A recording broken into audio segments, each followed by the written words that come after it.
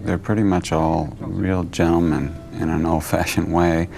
They have a real loyalty to each other, and they don't, those who seem to be the best at their job are unassuming and open, and when they speak with you, they really look at you, and they don't try to prove how tough they are, and they're not mean. They do and are and very serious about the idea of serving their country.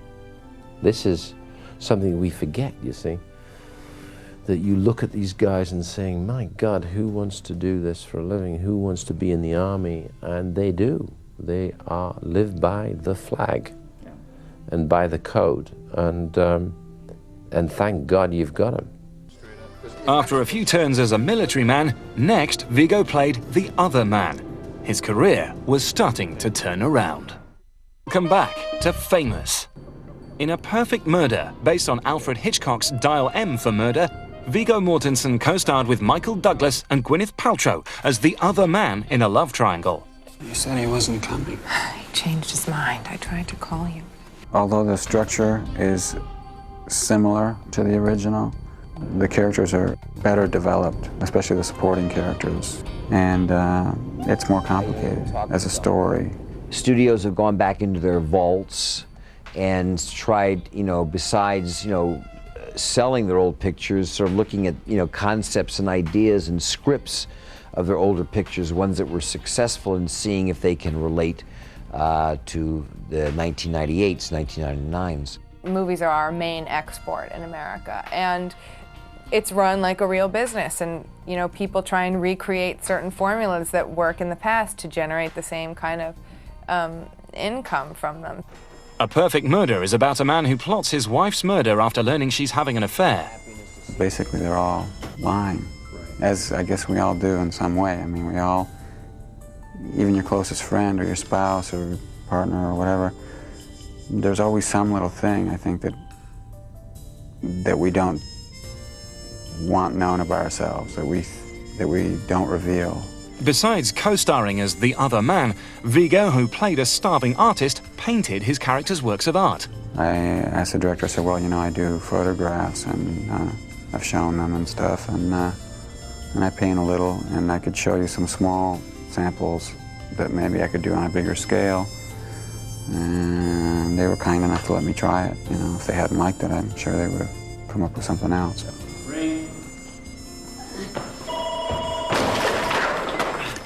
Emily? One of the things about his career is that I remember thinking, boy, this is somebody to watch. And it's taken a while. It's taken a while. Hopefully, some more opportunities like this will come my way. I was happy and felt lucky to be in it. Mortensen did get noticed in A Perfect Murder. The movie was a success. 6 months later, Viggo, who had just turned 40, was in another Alfred Hitchcock remake, Psycho. He played Anne Heche's lover in this shot-by-shot remake of the original. The thriller was poorly reviewed, but Mortensen was about to make a memorable impression in A Walk on the Moon. The drama is set in the summer of 1969, when man first walked on the moon and Woodstock became the symbol of a generation.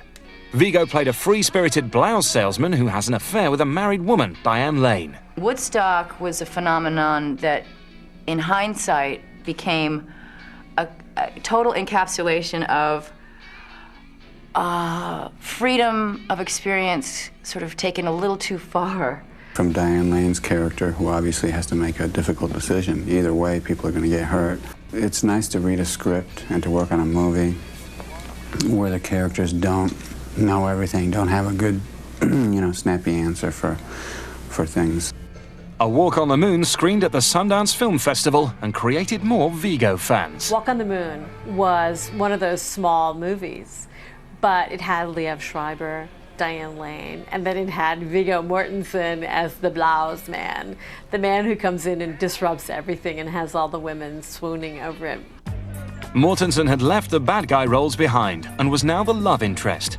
Next, he co-starred with Sandra Bullock in 28 Days as a guy who goes through rehab with Bullock.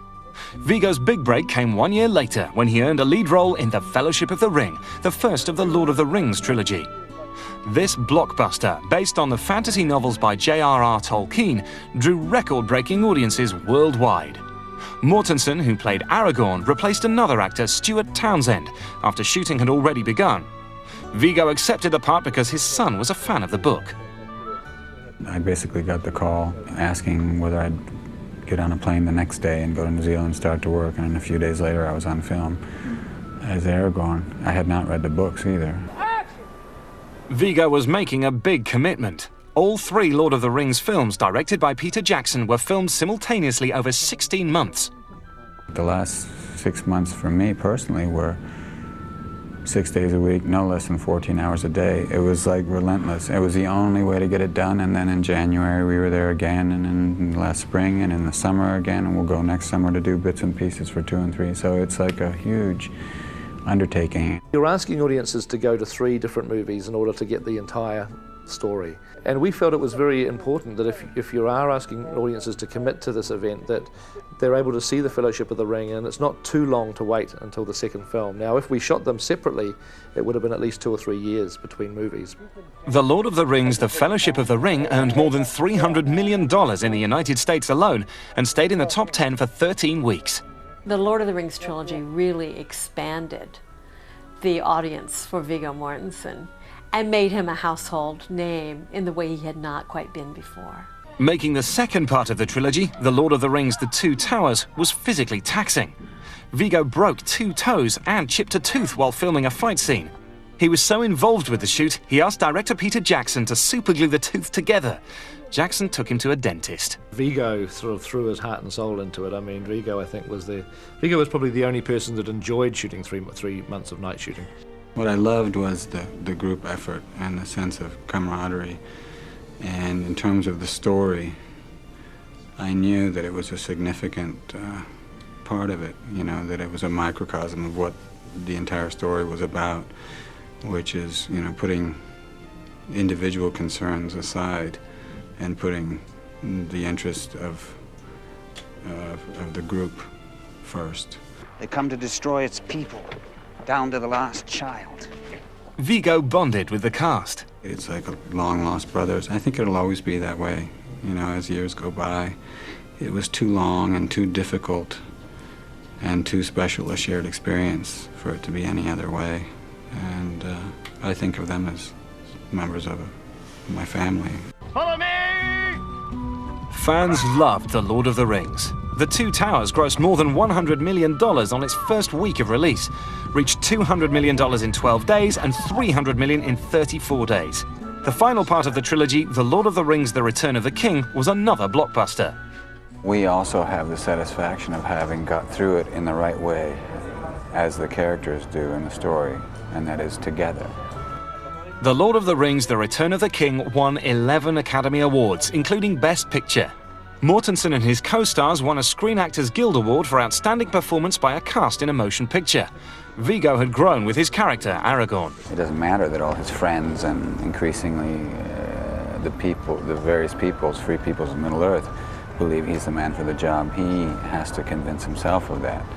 The third film in the Lord of the Rings trilogy made more money than its predecessors. Viggo was now being offered scripts for lead roles in big-budget pictures.